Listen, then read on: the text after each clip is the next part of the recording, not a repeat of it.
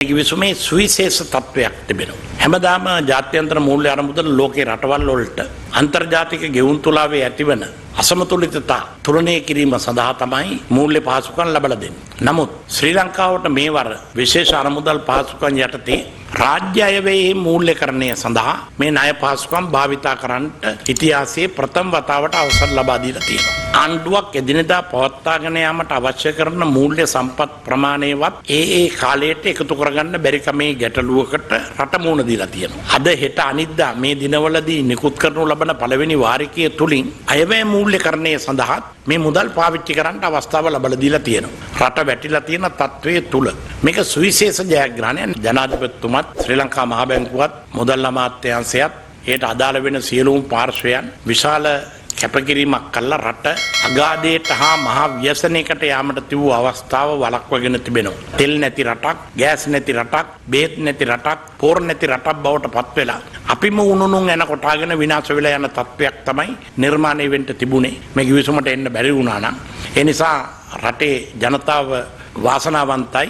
මේ පිළිබඳ ආර්ථික විද්‍යාත්මක හා විද්‍යාත්මක මතවාදයන් සමග ඕනෑම පාර්ශ්වයක් සමග විවෘතව සාකච්ඡා කරන්න අපි රජයේ වශයෙන් සූදානම්. නමුත් ජනතාව සඳහන් කරනවා මේ සඳහා රජය එකඟ වෙච්ච කොන්දේසි මොනවද කියලා මේ වෙනකන් ජනතාවට හෙළි කරලා නැහැ කියලා. දැන් කිසි දෙයක් ජනතාවගෙන් වසන් ගන්න අවශ්‍ය නැහැ. දෙකරු ජනාධිපතිතුමා ඉතා පැහැදිලිව ප්‍රකාශ කළා. මේ ගිවිසුම් අත්සන් කිරීමෙන් පසු ඒ සියල්ල ලංකාවේ පාර්ලිමේන්තුවට ඉදිරිපත් කරනවා.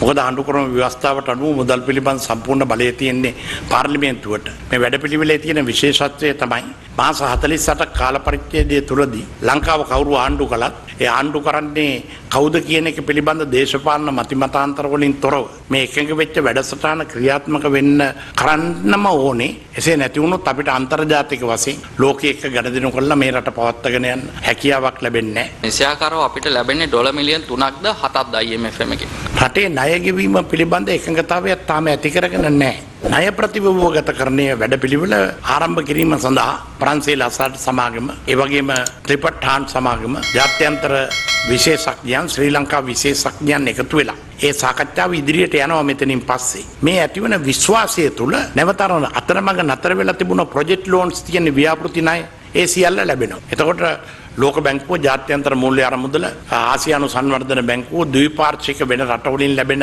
ආධාර යනාදී ඔක්කොම එකතු වුණොත් මේ වර්ෂය තුලදී ඇමරිකානු ඩොලර් බිලියන 7ක පමණ මූල්‍යයක් රට තුලට ගලා එයි කියලා විෂයානුබද්ධ විශේෂඥයන් මත පළ කරලා තිබෙනවා. ඔබතුමන්ලා මේ හරහා මේ ලැබෙන ණය පහසුකම හරහා මෙවර හෝ රට ගොඩ ගැනීමේ වැඩපිළිවෙල ක්‍රියාත්මක කරන්න බලාපොරොත්තු වෙනවද? මොකක්ද වැඩපිළිවෙල?